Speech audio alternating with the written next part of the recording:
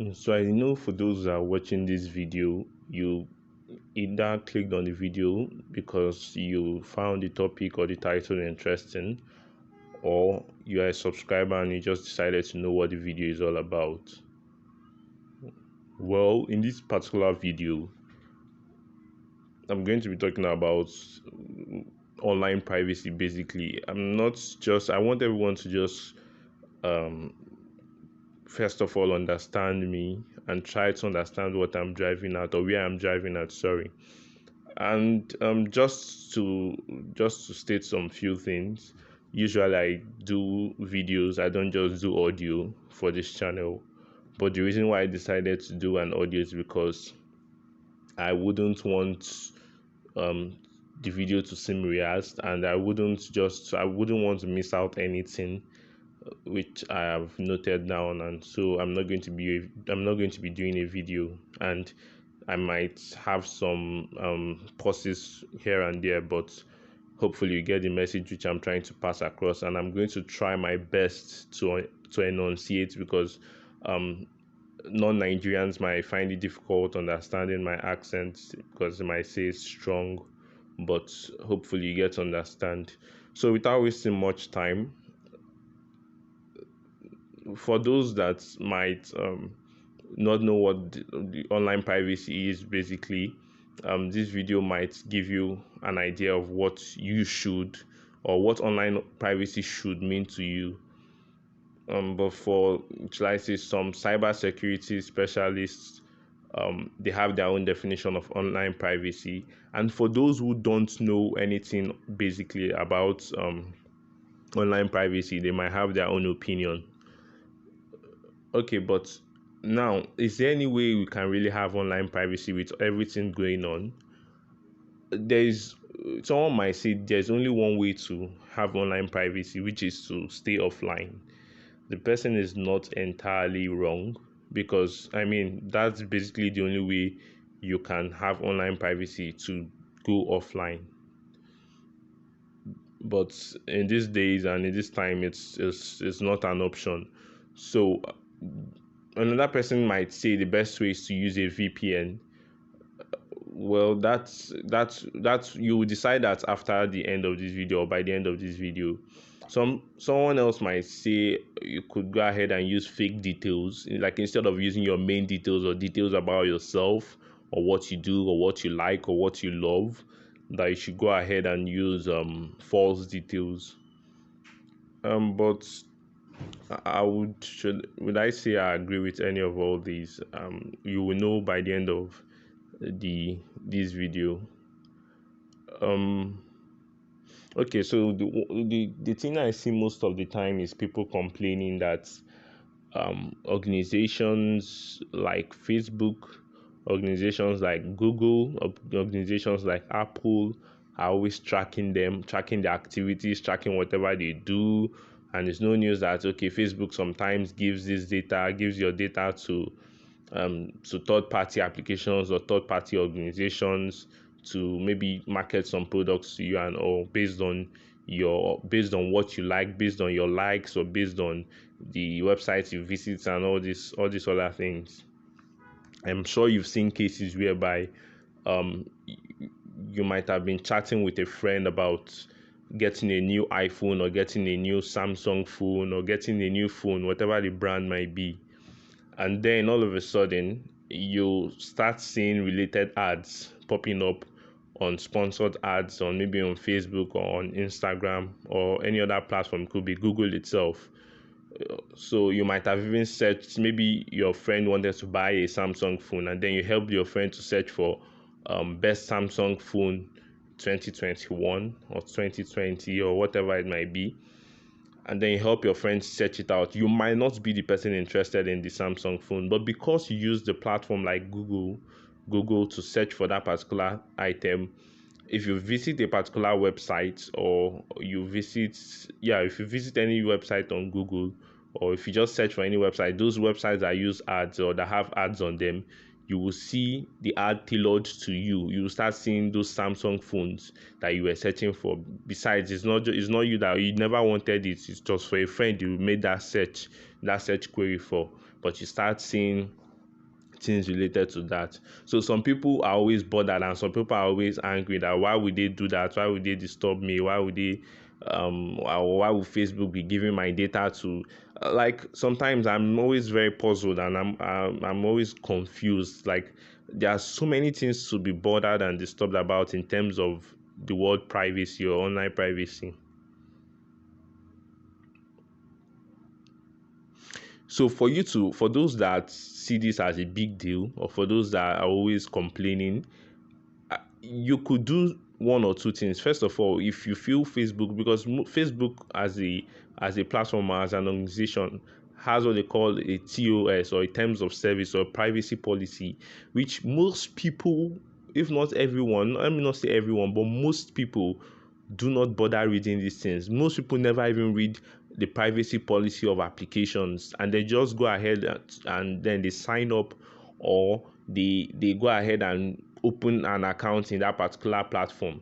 So when they see things like this, they start freaking out or they start complaining that why would they be doing that, and they don't know the implications. They don't know if it really has any dangerous implications on them. They just start complaining because other people are complaining of privacy issues. So for you to sign up with Facebook, you have agreed to these things. And me, I know this, what I'm about to say now might sound crazy, but if I'm signing up for that particular platform, it's not going to bother me because I know the privacy that really matters to me, which I'm going to tell you in this video or in this audio, whatever it might be.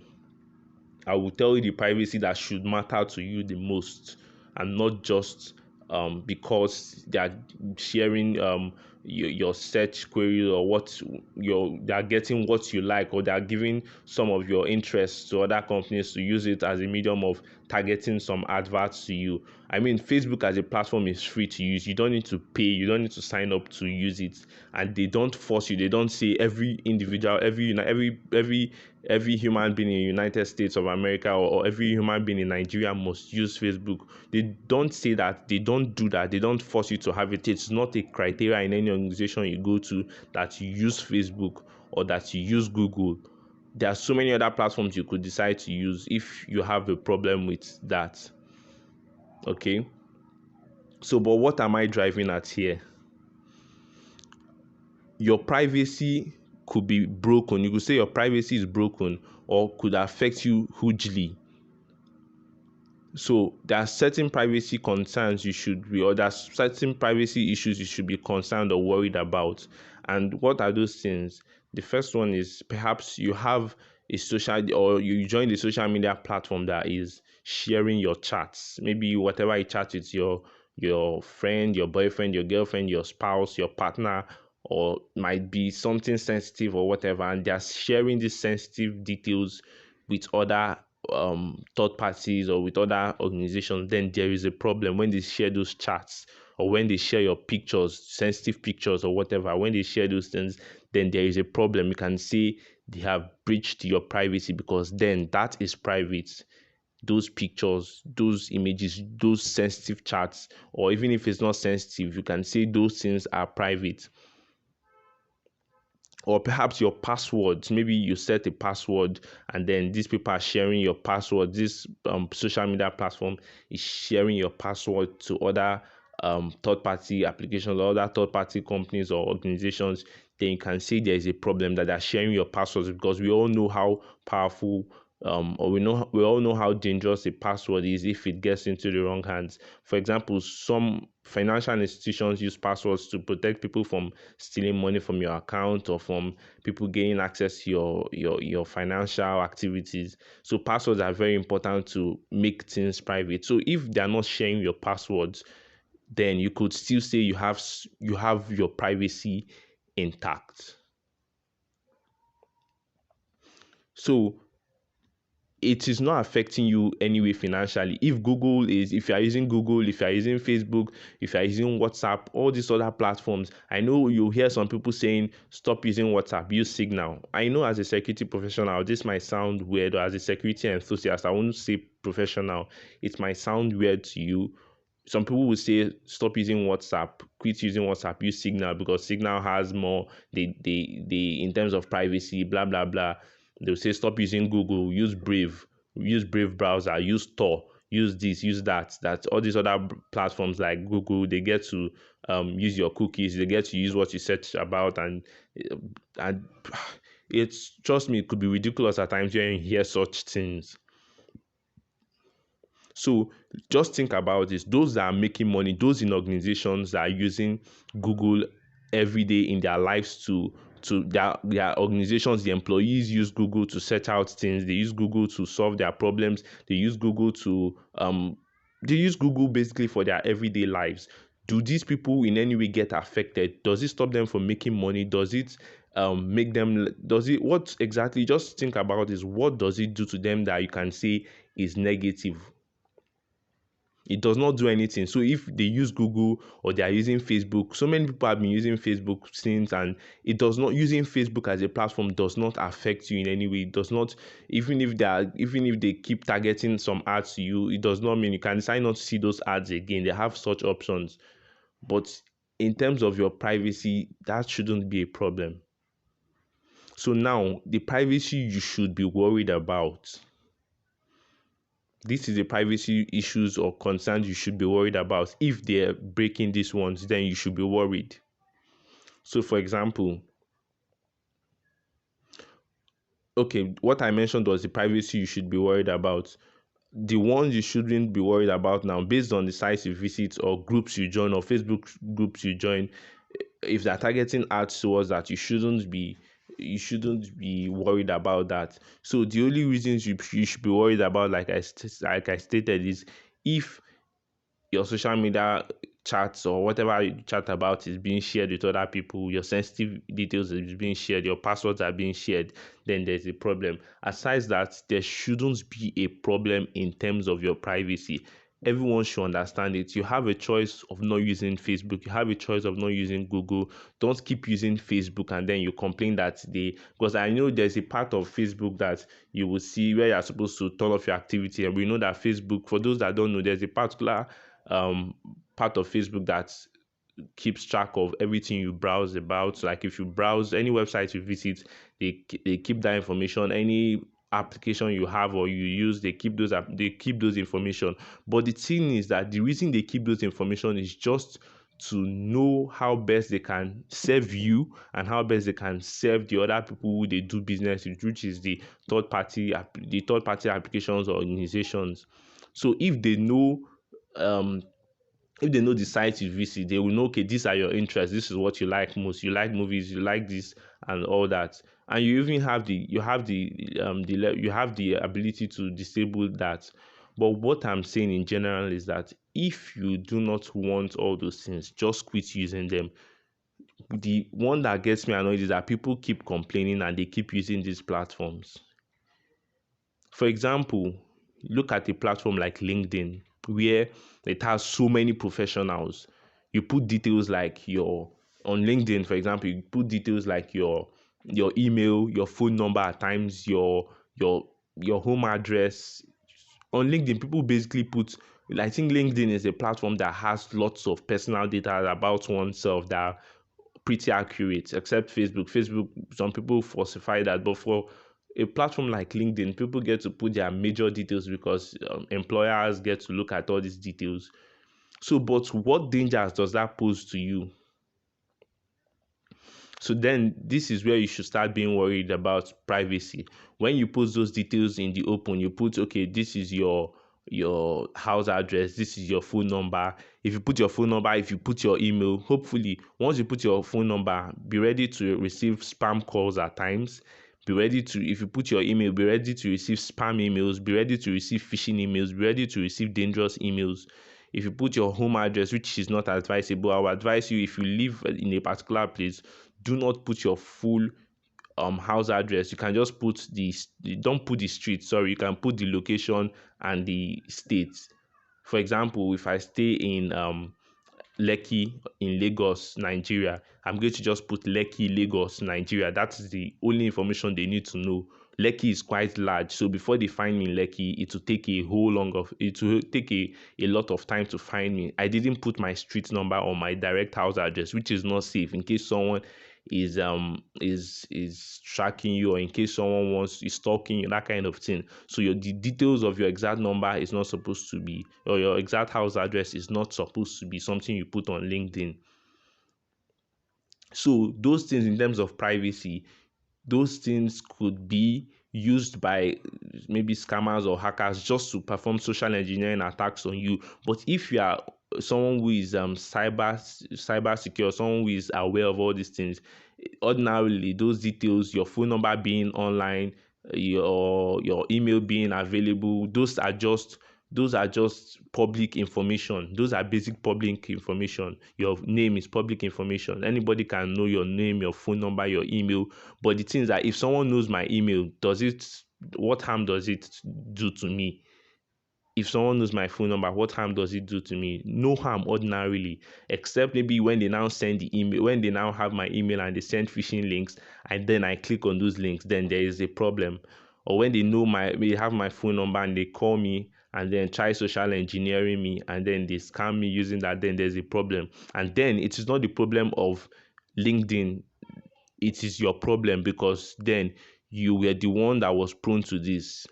LinkedIn did not force you to, even if they tell you to put those details or they force you to put those details, you can still secure yourself. So those details are public details, which ordinarily someone could just ask you, what's your phone number? You give it to the person. What is your email address? You give it to the person.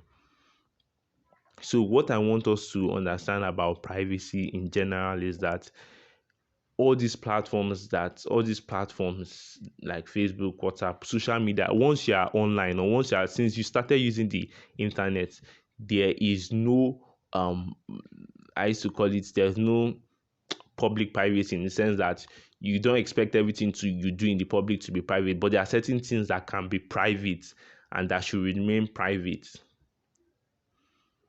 So check out those people that have been using Google for a long time, those that still use it in organizations and all. It does not stop them from making money. It does not cause any harm to those organizations. Rather, Google has been very helpful in terms of, because if you decide to go, should I say anonymous, or if you decide to start taking the whole privacy issue, which most people are taking as very strictly, if you start taking it strictly, trust me, you won't be able to you'll not be comfortable on the internet. For example, what Google does is that if you search for something online, when you come back, you can still see those search results and you can continue from where you stopped. But when you use platforms like Tor or Brave, for example, once you click out and close the browser, it does not store any of those searches.